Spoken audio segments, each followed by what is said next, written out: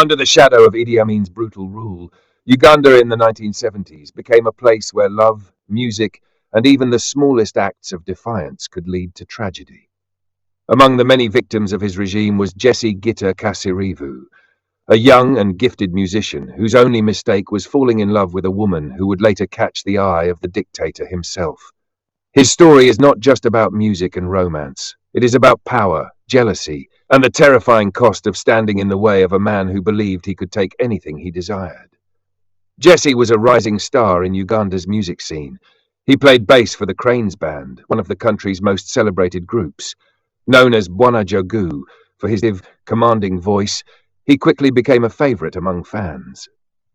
Jessy's life seemed to be taking him toward greatness, and his love story with Sarah Kyolaba, a 17-year-old dancer with dazzling stage presence, added another layer of brightness to his future. Sarah, later nicknamed Suicide Sarah, for her captivating energy on stage with the revolutionary Suicide Mechanized Regiment Band, was as admired as Jessy.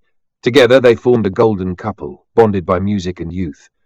But in Uganda, nothing was safe from Idi Amin's gaze. Not art, not life, and certainly not love. At a performance in Masaka, Sarah danced as usual, unaware that her every move was being watched by the most dangerous man in the country. Amin was captivated by her beauty and charisma. Already notorious for his many marriages and relationships, the dictator decided he wanted Sarah for himself. When Amin wanted something, there was no question of whether he should have it. There was only when and how he would take it. Jessy, unlike most, did not cower. Accounts from friends and family suggest that he refused to step aside. He made it clear, even publicly, that Sarah was his. Some even claim he confronted Amin directly, a decision that amounted to a death sentence. Few dared to contradict the dictator, but Jessy's love for Sarah was fierce. To him, giving her up meant surrendering everything.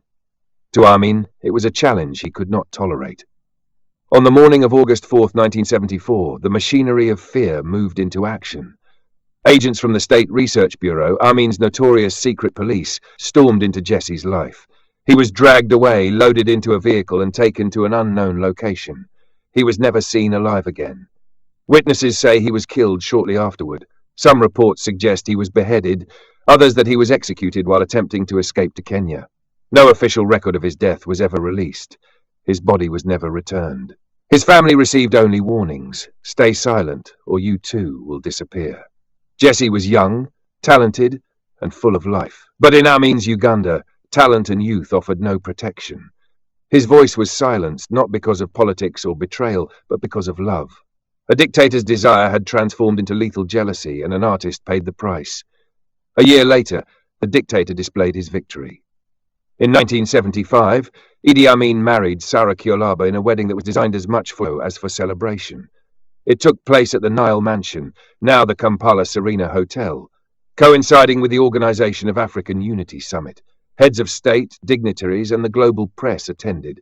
The cost of the wedding was staggering, roughly $2 million at the time. Amin's best man was Yasser Arafat, leader of the Palestine Liberation Organization. Cameras captured Sarah glowing in her wedding dress, standing beside the smiling dictator.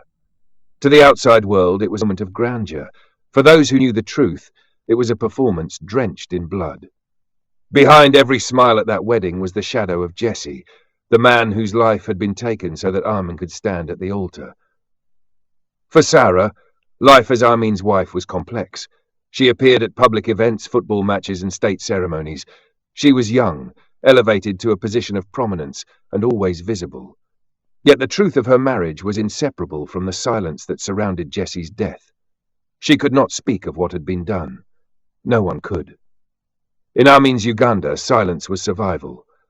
The story of Jessy Gitta Kasirivu might have been lost entirely if not for memory carried through whispers, family testimonies, and music.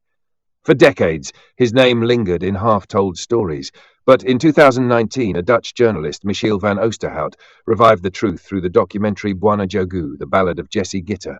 Interviews with family, bandmates, and those who had lived through the Amin years confirmed what had long been suspected.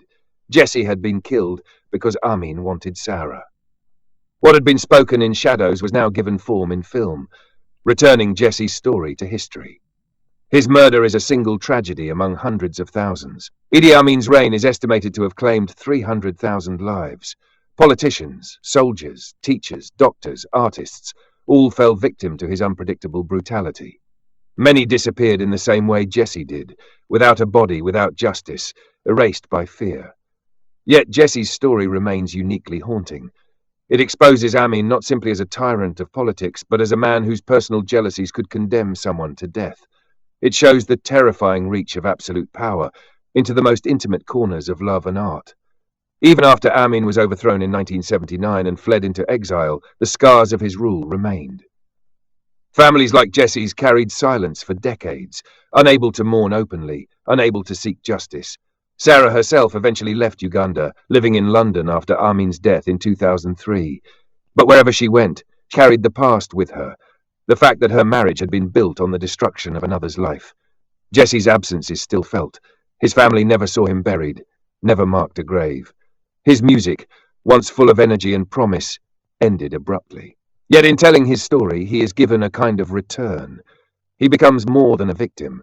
He becomes a symbol of the countless lives stolen by Amin's paranoia and cruelty. He represents how even beauty, love, and creativity could be crushed under the weight of dictatorship. In Uganda's history, the name Idi Amin stands as a warning of unchecked power and brutality. But within that history, the story of Jessy Gitta Kasirivu offers something more intimate. It is the reminder that tyranny is not only about armies and decrees. It is also about what happens when one man believes he has the right to take another's lover, another's future, another's life. For Jessy, love was his joy, his art was his voice, and his courage was his downfall. For Amin, love was conquest, and jealousy was a weapon sharper than any knife. Today, Jessy's story is told again. Through films, articles, and memories, his name lives on. It is no longer silenced by fear. It sings like a haunting melody from the past, warning future generations of what happens when power is left unchecked. In Amin's Uganda, even a lover's heart or the strum of a guitar could become a deadly liability. Jessy's fate was sealed by a dictator's gaze, but his story remains, a ballad of love, of defiance, and of the human cost of tyranny.